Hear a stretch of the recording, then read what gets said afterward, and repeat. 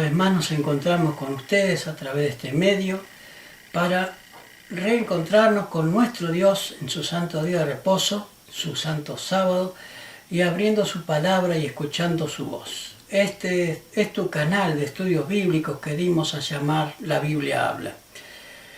Estamos repasando o aprendiendo para muchos cuáles son los 7 pilares de la fe adventista, una fe singular, una fe que Dios ha traído desde los tiempos del Edén hasta nuestros días.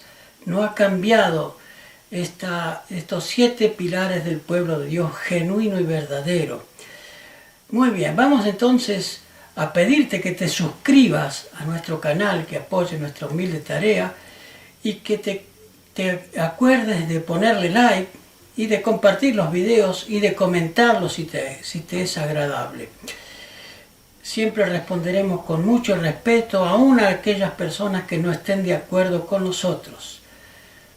Muy bien, entonces vamos a buscar la presencia de nuestro Dios para así empezar de lleno a estudiar el 5.º pilar de la fe adventista, una fe singular. Vamos a buscar a Dios en oración de rodillas y a encomendarnos al Señor para que dirija este estudio y que sea su palabra la que sea expuesta y no nuestras opiniones. Vamos a postrarnos de rodillas y a orar. Querido y amoroso Padre que estás en el cielo, santificado sea tu nombre, Señor. Gracias porque tú nos has cuidado en esta semana que ha pasado, porque hoy nos estás regalando un hermoso día sábado, Padre. Pedimos que tú dirijas este estudio y que sea provecho no solo para nosotros, sino también para otras personas. Pedimos todo esto, Padre, no mereciendo nada, en el nombre de Jesús. Amén. Amén. Amén. Muy bien, hemos estudiado hasta aquí ya 4 pilares de la fe adventista y hoy entraremos al estudio del número 5, del 5.º pilar. Y es también un estudio singular porque nadie en toda la cristiandad entiende esto, que es tan importante y a veces la denominación adventista tampoco comprende muchas cosas de lo que veremos hoy día. El título del tema de hoy es el arca en el lugar santísimo del templo celestial, el arca del pacto, esa que también estaba en el santuario terrenal, que no es la misma arca, sino que aquella arca era una copia, la del terrenal era una copia de la que está hoy en el santuario celestial. Muy bien, vamos entonces ya de lleno a abrir la palabra de nuestro Dios para que Dios nos hable y nos muestre cuál es el 5.º pilar y la base bíblica para ello. Está en el libro de Apocalipsis, texto clave, Apocalipsis 11:19. Dice lo siguiente la palabra de nuestro Dios. Y el templo de Dios fue abierto en el cielo, y el arca de su pacto se veía en el templo. Y hubo relámpagos, voces, truenos, un terremoto y grande granizo. ¿Qué vio Juan cuando se le presenta esta visión? El templo de Dios en el cielo abierto. ¿Y qué vio? El arca del pacto. Eso es otra prueba tangible de que el arca original está aún en los atrios del templo celestial. Muy bien. Pregunta número 1. ¿Qué contenía en su interior este mueble, el arca del pacto? ¿Qué contenía? Hebreos 9:4. Allí nos habla qué es lo que contenía. Hebreos 9:4.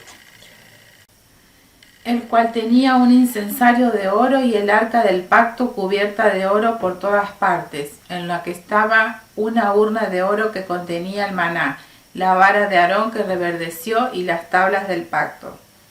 Eso contenía el arca que se encontraba en el santuario terrenal. ¿Qué cosa?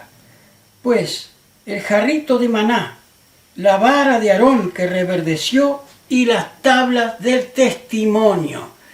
Esas tablas del testimonio veremos y estudiaremos hoy qué significa y por qué se guardaron estos 3 utensilios dentro del arca del pacto. Muy bien. Pregunta número 2.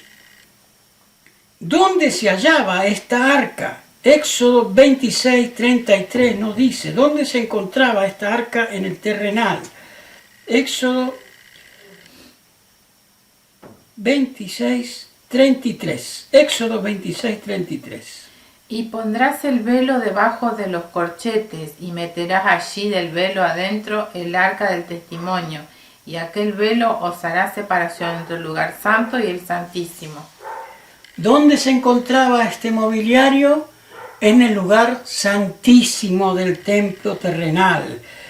Éxodo 40:21 también nos habla de lo mismo. 40:21 del libro de Éxodo. 40:21 dice lo siguiente el profeta Moisés.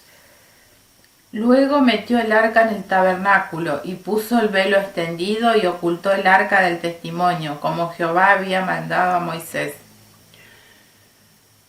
Aquí Moisés está cumpliendo las órdenes de Dios, separando el lugar santo del santísimo y poniendo el arca en el lugar santísimo. No se podía ver el arca desde el lugar santo, no se podía ver el arca. ¿Por qué? Porque el arca tenía sobre la tapa del propiciatorio, que era la tapa del arca, los dos querubines inclinados hacia adelante con sus alas cubriéndose el rostro, la presencia de Dios que se mostraba en el santuario. Esa luz que brillaba allí era la misma Shekinah, la presencia de Dios que se encontraba sobre el arca del pacto.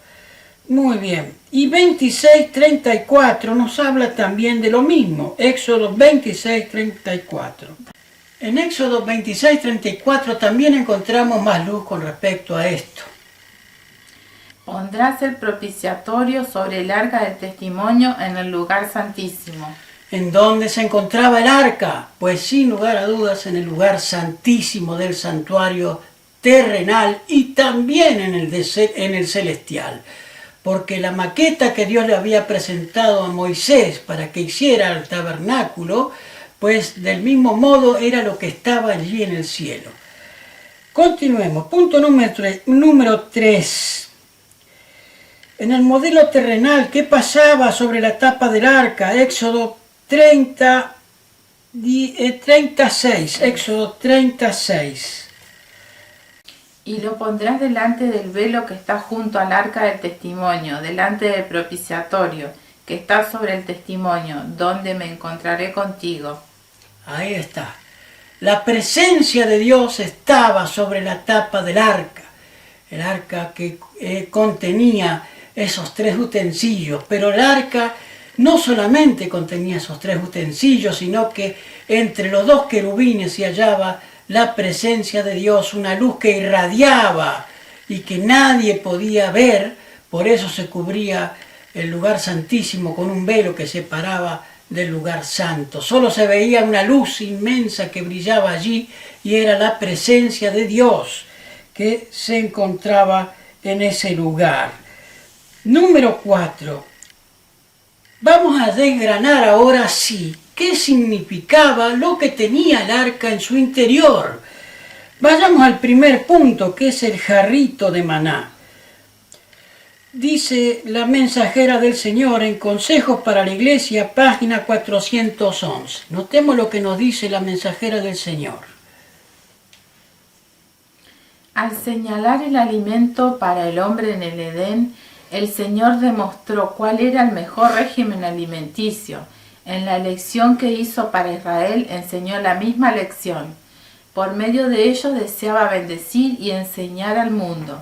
Les suministró el alimento más adecuado para este propósito, no la carne sino el maná, el pan del cielo.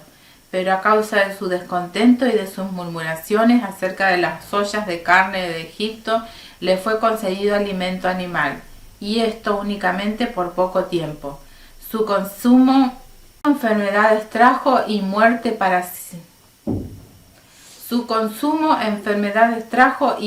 para miles. Sin embargo, nunca aceptaron de buen grado la restricción de tener que alimentarse sin carne. Siguió siendo causa de descontento y murmuración, en público y en privado, de modo que nunca revistió carácter permanente. Durante los 40 años que el pueblo de Dios peregrinó por el desierto, les llovió pan del cielo. Pero solamente en 2 ocasiones Dios les permite obtener carne, codornices.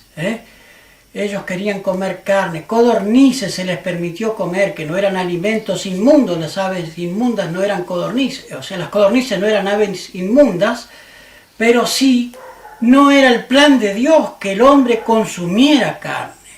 El hombre recibió del pan del cielo todo lo que era necesario para nutrirse, símbolo de la reforma pro salud que Dios tiene para su pueblo en estos días. Por eso el jarrito de maná simbolizaba la reforma pro salud que Dios tiene para su pueblo, una alimentación distinta, no al consumo de carnes. Dios no quiere que su pueblo consuma carne, pero su pueblo es tosudo como el antiguo Israel y siguen consumiendo carne. En algún día Dios nos dirá cuándo tendremos que dejar la carne. Pues mi hermano, Dios no quiere que consumas carne nunca. No necesitas esperar años para que tenga una nueva revelación diciendo que no comas carne. El plan de Dios es que tú tengas salud y vida en abundancia. Por eso el jarrito de maná se guardó dentro del arca como símbolo de la reforma pro salud. Pero también tenía otro símbolo más ese jarrito de maná. Vayamos a ver cuál era el otro símbolo. El deseado de toda la gente. Esto que leímos estaba en Consejos para la Iglesia 411. Vayamos al deseado de toda la gente, página 349. Notemos lo que Dios tiene para nosotros, que también era representado por el jarrito de maná. Los judíos honraban a Moisés como dador del maná, tributando alabanza al instrumento y perdiendo de vista a aquel por quien la obra había sido realizada. Sus padres habían murmurado contra Moisés y habían dudado de su misión divina y la habían negado. Ahora, animados por el mismo espíritu, los hijos rechazaron a aquel que les daba el mensaje de Dios. Y Jesús les dijo: de cierto os digo, no os dio Moisés pan del cielo, mas mi Padre os dio el verdadero pan del cielo. El que había dado el maná estaba entre ellos. Era Cristo mismo que había conducido a los hebreos a través del desierto y los había alimentado diariamente con el pan del cielo. Este alimento era una figura del verdadero pan del cielo, el espíritu que fluye de la infinita plenitud de Dios y da vida es el verdadero maná. Jesús dijo: el pan de Dios es aquel que descendió del cielo y da vida al mundo. Pensando todavía que Jesús se refería al alimento temporal, algunos de sus oyentes exclamaron: Señor, danos siempre este pan. Jesús habló entonces claramente: yo soy el pan de vida. Yo soy el pan de vida, dijo Jesús, aquel que dio el maná, el mismo Jesús, que era símbolo de ese pan del cielo que vendría, que es el mismo Jesús también. No solamente tenía el simbolismo de la reforma pro salud, sino que también simbolizaba la presencia personal de Cristo. Así como el maná era algo tangible que se podía tocar, se podía juntar, ¿verdad? Así también Cristo fue el maná o pan del cielo que habitó entre nosotros y se pudo tocar y se pudo palpar. Era también símbolo de la presencia de Cristo, el maná. Muy bien. ¿Qué más contenía el interior del arca? Éxodo 34, 28. Éxodo 34, 28. Notemos qué más tenía el arca. Éxodo 34, 28. Y él estuvo allí con Jehová 40 días y 40 noches. No comió pan ni bebió agua, y escribió en tablas las palabras del pacto, los 10 mandamientos. Las palabras del pacto contenía también el arca del maná. Esas palabras del pacto que eran el carácter de Dios reflejado en esas 10 leyes. Allí también se guardó dentro del arca esas tablas de zafiro, esa piedra azul que Dios esculpió con su propio dedo, las palabras que estaban, las tablas escritas de los dos lados, las dos tablas, ¿verdad? Las primeras que Dios le dio a Moisés. Esas tablas estaban escritas de los dos lados, que contenían esas 10 maravillosas leyes, símbolos del carácter de Dios y escritas por el dedo de Dios, no por Moisés. Moisés no ha escrito esas leyes, sino que Dios mismo las escribió y se las dio a Moisés para que fueran puestas dentro del arca del pacto. Muy bien, y Hebreos 9:4 también nos habla de lo mismo. Vayamos a lo que Dios dice, Hebreos 9:4. El cual tenía un incensario de oro y el arca del pacto cubierta de oro por todas partes, en la que estaba una urna de oro que contenía el maná, la vara de Aarón que reverdeció y las tablas del pacto. Allí vuelve a recalcar el apóstol Pablo que estaban también dentro del arca esas 2 tablas de piedra del testimonio, el nuevo pacto que Dios había hecho, el pacto que Dios había hecho con Israel en el monte Sinaí. Muy bien. ¿Por qué estaban allí esas tablas? Vayamos a lo que nos dice Cristo en su santuario, página 108. Página 108 de Cristo en su santuario nos dice por qué estaban allí esas tablas. El arca era un mero receptáculo de las tablas de la ley, y la presencia de estos preceptos divinos le daba su valor y carácter sagrado. Cuando el templo de Dios fue abierto en el cielo, se vio el arca de su pacto. En el lugar santísimo, en el santuario celestial, la ley divina se encuentra sagradamente guardada. Es la ley que fue promulgada por el mismo Dios entre los truenos del Sinaí y escrita con su propio dedo sobre las tablas de piedra. La ley de Dios en el santuario celestial es el gran original de que los preceptos grabados en las tablas de piedra y registrados por Moisés en el Pentateuco era una copia exacta.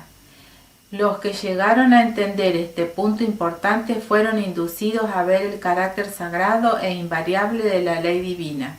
Vieron como nunca antes la fuerza de las palabras del Salvador.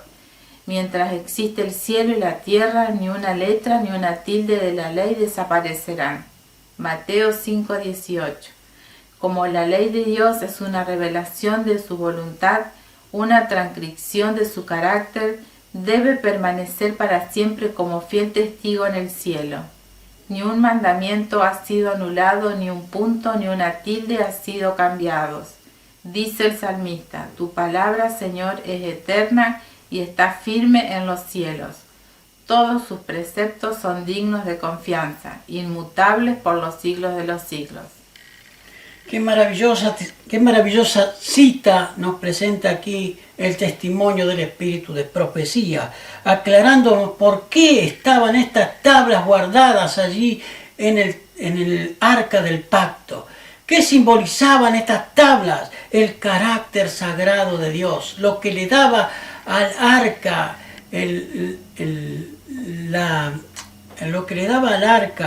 simbolismo santo era la presencia de Dios que brillaba sobre su propiciatorio y las tablas de piedra que se encontraban en su interior, que era el carácter de Dios.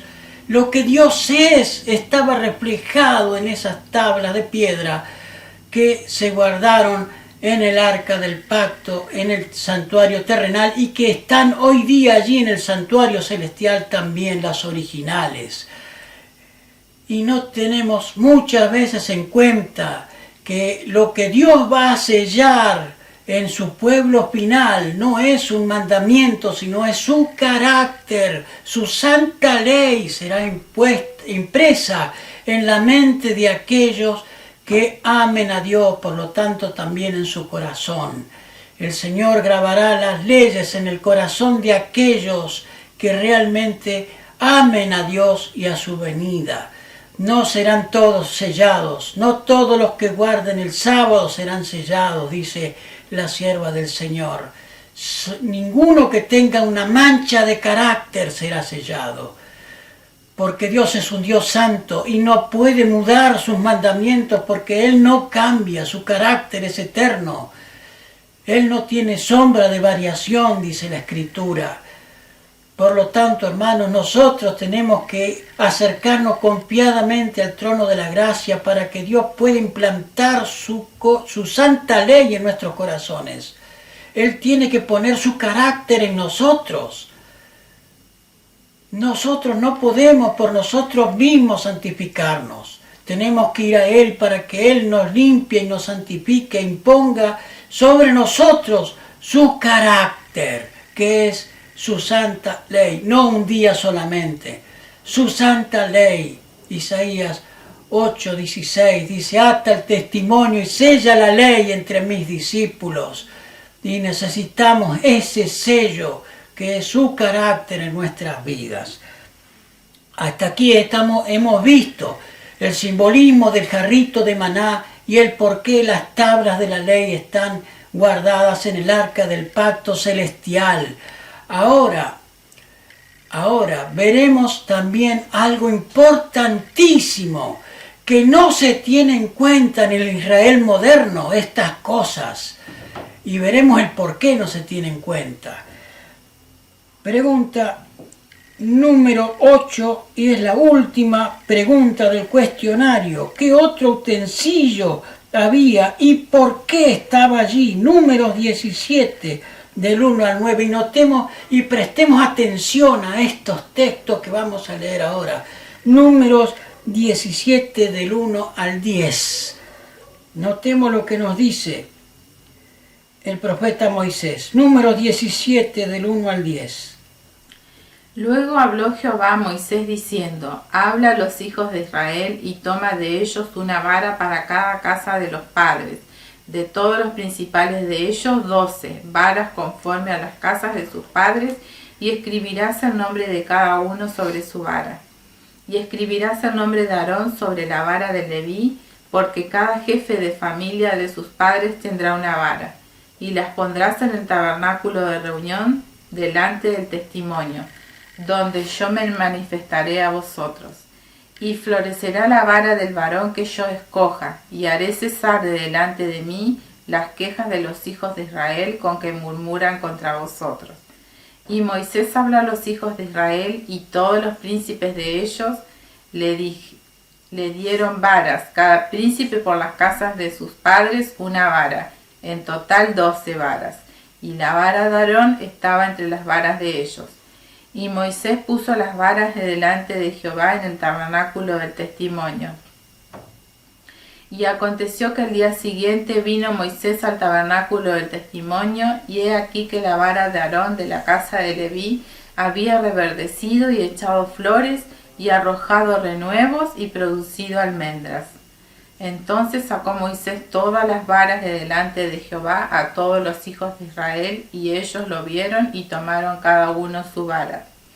Y Jehová dijo a Moisés: vuelve la vara de Aarón de delante del testimonio, para que se guarde por señal a los hijos rebeldes, y harás cesar sus quejas de delante de mí, para que no mueran. Aquí vemos que también había una rebeldía en contra de Moisés y de Aarón en el pueblo de Israel. Se habían rebelado, diciéndole a Moisés y a Aarón: ¿quién te crees que sos vos para mandar sobre nosotros? ¿Quién te dio esa autoridad? Y Dios le dice a Moisés que junte de las 12 tribus 12 varas, y que las ponga en el tabernáculo, en el santuario, allí frente a la presencia de Dios en el lugar santísimo. Y que la vara que reverdezca será la vara que Dios habrá dejado para que sea testimonio al pueblo de quién era el que debía dirigir al pueblo. El pueblo se había levantado en contra de sus líderes Moisés y de su hermano Aarón. No querían ellos recibir el ministerio de ellos. Querían cada uno mandarse por su propia cuenta, pero Dios tenía un propósito distinto.